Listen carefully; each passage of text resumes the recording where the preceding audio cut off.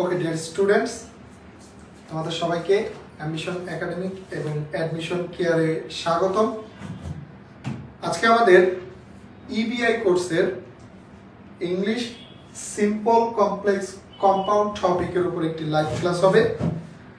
Live ক্লাসে join করার জন্য তোমাদের সবাইকে ধন্যবাদ জানাচ্ছি এবং যারা জয়েন করেছো তারা লাইভ ক্লাসটি দ্রুত শেয়ার করে দাও যাতে করে তোমার বন্ধু বান্ধবরাও জয়েন করতে পারে। আমরা সবাই জানি ইংরেজির ট্রান্সফরমেশন অফ সেন্টেন্সের মোস্ট ইম্পর্টেন্ট একটা টপিকই হলো সিম্পল কমপ্লেক্স কম্পাউন্ড। এই সিম্পল কমপ্লেক্স কম্পাউন্ড নিয়ে আমাদের অনেক মাথা ব্যথা থাকে, আমরা আসলে পারি না সিম্পল কমপ্লেক্স কম্পাউন্ড কিভাবে সলভ করতে হয় বা এটাকে আমাদের কাছে কঠিন মনে হয়। কিন্তু আজকে আমি তোমাদের একদম বেসিক থেকে অ্যাডভান্স লেভেল পর্যন্ত কিভাবে সিম্পল কমপ্লেক্স কম্পাউন্ড কমপ্লিট করতে হবে সেটা শিখিয়ে দিব এবং একটি ক্লাসই তোমাদের সিম্পল কমপ্লেক্স কম্পাউন্ডের জন্য যথেষ্ট হবে ইনশাআল্লাহ। তোমরা যারা লাইভ ক্লাসে জয়েন করেছো তারা কমেন্ট সেকশনে জানিয়ে দাও যে আমাকে আসলে এক্স্যাক্টলি শোনা যাচ্ছে কিনা। আমি আসলে আমার পরিচয়টা দিয়ে নেই। আমার নাম হলো মোহাম্মদ শাহজাহান বাদশা, অ্যাম্বিশন একাডেমিক এবং অ্যাডমিশন কেয়ারের সিনিয়র ইংলিশ লেকচারার। তোমরা যারা জয়েন হয়েছো তারা আমাকে একটু জানাও যে আসলে তোমরা শুনতে পাচ্ছ কিনা। আমি একটু কমেন্ট সেকশন চেক করে নিব, তাহলে বুঝতে পারবো তোমরা জয়েন করেছো কিনা এবং শুনতে পাচ্ছ কিনা।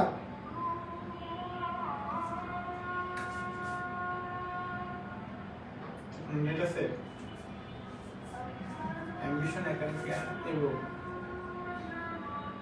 আবার কোচিং হবে কেয়ার।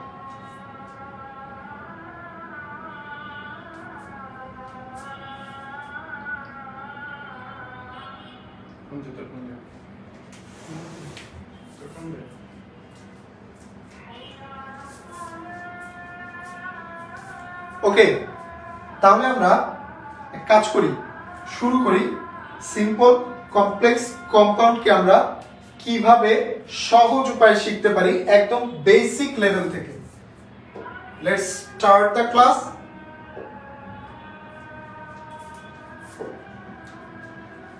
ফাইন, তোমাকে যদি কেউ প্রশ্ন করে যে আসলে সেন্টেন্স কত প্রকার, তাহলে তুমি কি উত্তর দিবে? এখন আমরা অনেকেই যখন এই প্রশ্নের সম্মুখীন হই তখন আমরা আসলে বলতে পারি না সেন্টেন্স কত প্রকার। আমি আজকে তোমাকে আগে এটা শেখানোর চেষ্টা করি যে সেন্টেন্স এক্স্যাক্টলি কত প্রকার। তোমাকে যদি কেউ জিজ্ঞেস করে সেন্টেন্স কত প্রকার, তখন তোমার ফার্স্ট অ্যান্সারটা থাকবে যে মিনিং। এই মিনিং এর দিক থেকে সেন্টেন্স হলো 5 প্রকার। এখন মিনিং এর দিক থেকে 5 প্রকার সেন্টেন্স আসলে কি কি?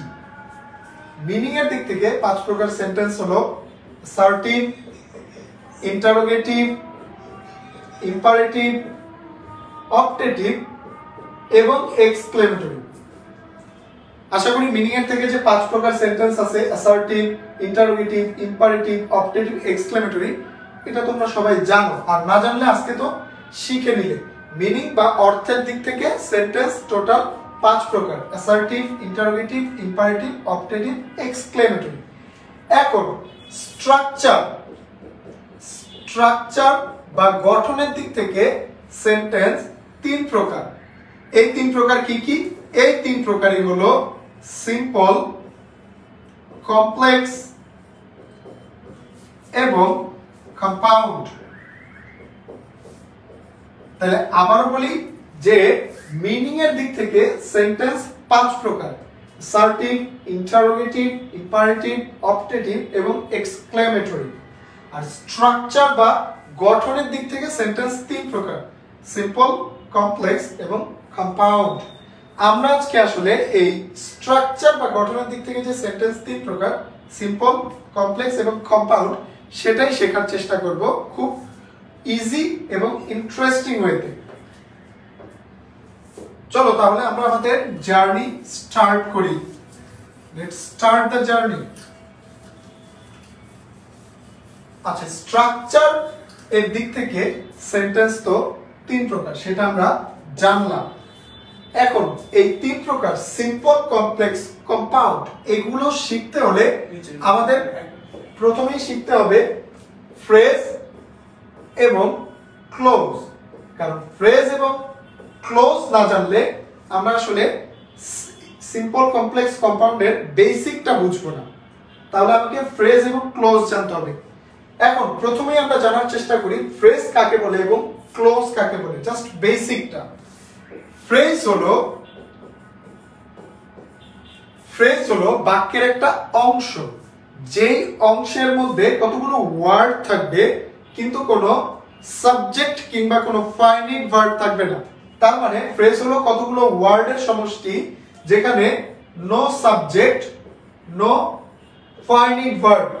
আমি আবারও বলি, ফ্রেজ হলো কতগুলো ওয়ার্ডের সমষ্টি যেখানে no subject no finite verb. এবং ফ্রেজ কখনো একা সম্পূর্ণ মনের ভাব প্রকাশ করতে পারে না। আর ক্লোজও বাক্যের একটা অংশ, কিন্তু ফ্রেজ আর ক্লোজের মধ্যে মেইন পার্থক্যটাই হলো ক্লোজে ওয়ান সাবজেক্ট এবং ওয়ান ফাইনাইট ভার্ব থাকে। ফ্রেজে no subject no finite verb, আর ক্লোজে one subject one finite verb থাকে। এখন একটা ব্যাপার তোমাদের মাথায় হয়তো চলে এসেছে যে ফ্রেজ এবং ক্লোজ চিনতে হলে আমাদের চিনতে হবে ফাইনাইট ভার্ব। ঠিক আছে, কেউ যদি তোমাকে প্রশ্ন করে ভার্ব কত প্রকার, তখন তুমি উত্তরটা দিবে ভার্ব প্রধানত দুই প্রকার, ফাইনাইট ভার্ব এবং non finite verb. Finite verb কাকে বলে সেটা একটু মনোযোগ দিয়ে শুনো। যে ভার্ব টেন্স ও পার্সন অনুযায়ী পরিবর্তন করা যায় তাকে ফাইনাইট ভার্ব বলে। আর যে ভার্ব টেন্স ও পার্সন অনুযায়ী পরিবর্তন করা যায় না তাকে বলে নন ফাইনাইট ভার্ব। আমি আবারও বলি, যে ভার্ব টেন্স ও পার্সন অনুযায়ী পরিবর্তন করা যায় তাকে বলে ফাইনাইট ভার্ব। আর যে ভার্ব টেন্স ও পার্সন অনুযায়ী পরিবর্তন করা যায় না তাকে বলে নন ফাইনাইট ভার্ব। ওকে, এক্সাম্পলের মাধ্যমে আমরা বিষয়টা ক্লিয়ার হই। ধরো আমি যদি লিখি I am going to school, I am going to school. Suppose আমি লিখলাম I am going to school. এই সেন্টেন্সের মধ্যে কয়টা ভার্ব আছে? এক্স্যাক্টলি তোমরা যেটা ধরেছো সেটাই। এই সেন্টেন্সের মধ্যে টোটাল দুটো ভার্ব আছে, একটা হলো অ্যাম আর একটা হলো গোয়িং। ওকে, এই যে দুটো ভার্ব সহ এই সেন্টেন্সটা কোন টেন্সে আছে? এই সেন্টেন্সটা আছে প্রেজেন্ট কন্টিনিউয়াস টেন্সে। ঠিক আছে, এই সেন্টেন্সটা আছে প্রেজেন্ট কন্টিনিউয়াস টেন্সে। এখন এটাকে যদি আমি পরিবর্তন করি টেন্স অনুযায়ী, দেখো আমি যদি এটাকে পাস্ট কন্টিনিউয়াস করি তাহলে কি হবে? I was going to school, I was going to school. অর্থাৎ আমি এটাকে টেন্স অনুযায়ী পরিবর্তন করার সাথে সাথে দেখো আমাদের কোন ভার্বটা পরিবর্তন হলো?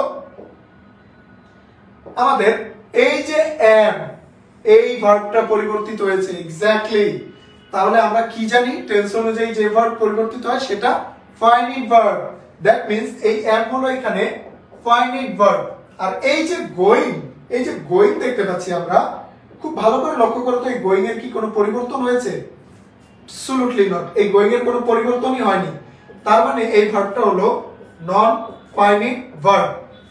যে ভার্ব টেন্স অনুযায়ী পরিবর্তন হচ্ছে সেটা ফাইনাইট ভার্ব, যেটা পরিবর্তিত হচ্ছে না সেটা নন ফাইনাইট ভার্ব। সো আশা করি তোমরা যারা টেন্স পারো তারা খুব সহজেই ফাইনাইট এবং নন ফাইনাইট ভার্ব এখন আইডেন্টিফাই করতে পারবে।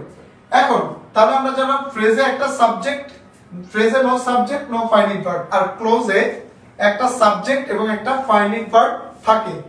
এবার আমরা এক্সাম্পলের মাধ্যমে দেখার চেষ্টা করি কোনটা ফ্রেজ এবং কোনটা ক্লোজ।